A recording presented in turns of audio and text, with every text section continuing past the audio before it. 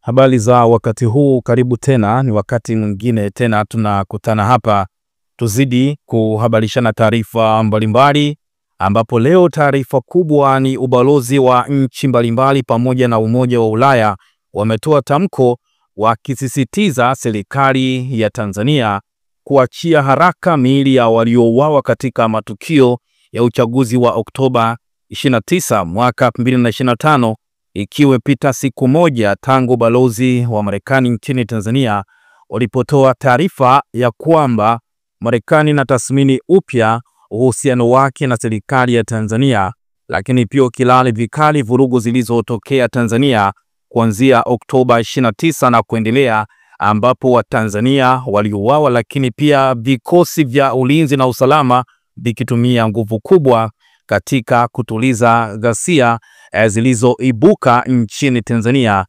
kuanzia siku ya tarehe 29 Oktoba.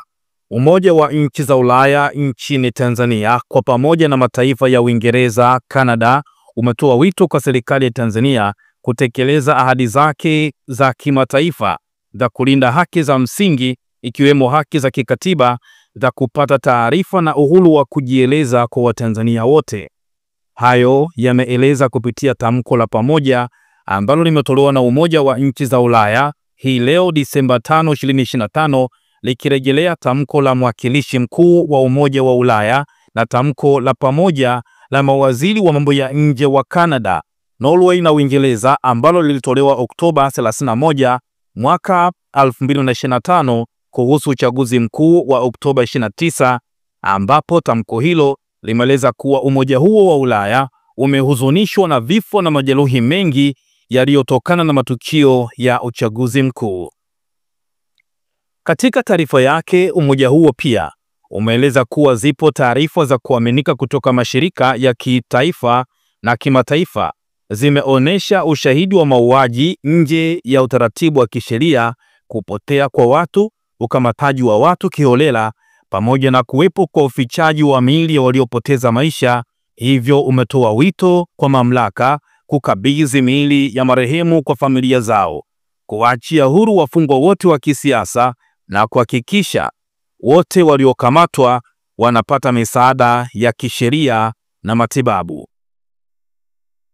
Kwa upande mwingine, umoja huu umetoa wito kwa serikali ya Tanzania kufanyia kazi mapendekezo yaliyotolewa katika ripoti ya awali ya uangalizi wa uchaguzi wa EU na SADC zilizoweka bayana mapungufu yaliyojiri wakati wa uchaguzi. Tunakaribisha hatua ya serikali ya kutambua kwamba kuelewa kiini na mazingira yaliyopelekea vurugu ikiwemo vifo ni hatua muhimu kuelekea upatikanaji wa haki na maridhiano. Uchunguzi wowote ni lazima uwe huru, wazi na shirikishi, ukijumuisha asasi za kiraia, taasisi za kidini na wadau wote wa kisiasa. Hii ni taarifa ambayo imetolewa leo, ambapo balozi 16 wakizungumzia kile ambacho kimetokea Tanzania kuanzia Oktoba 29 na kuendelea, wakilani vikali mauaji yaliyotokea, lakini pia wakitoa wito kwa serikali kuhakikisha kwamba miili ya wote waliopoteza maisha inarudishwa kwa ndugu zao. Na mwishoni hapa katika hii taarifa yao wamesema kwamba tunakaribisha hatua ya serikali kutambua kwamba kuelewa kiini na mazingira yaliyopelekea vurugu ikiwemo vifo ni hatua muhimu kuelekea upatikanaji wa haki na maridhiano. Uchunguzi wowote lazima kwanza uwe huru, wazi na shirikishi, lakini ukijumuisha asasi za kiraia, taasisi za kidini na wadau wote wa kisiasa. Watu mbalimbali wamekuwa na maoni mbalimbali kufuatia hilo, na tupitia hapa hata komenti 2-3, ambapo huyu wa kwanza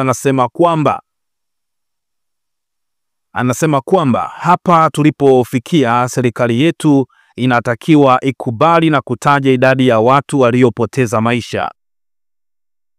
Lakini pia mwingine akasema kwamba hivi mwili ni kitu cha kumnyima mtu kweli? Tupeni ndugu zetu tukawapumzishe. Mwingine akasema kwamba EU ambao sio ndugu zetu wanahuzunika, lakini wazee wetu wa Tanganyika wanashangilia.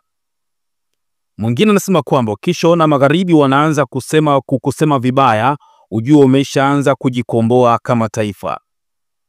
Mwingine akasema kwamba wahenga hoi.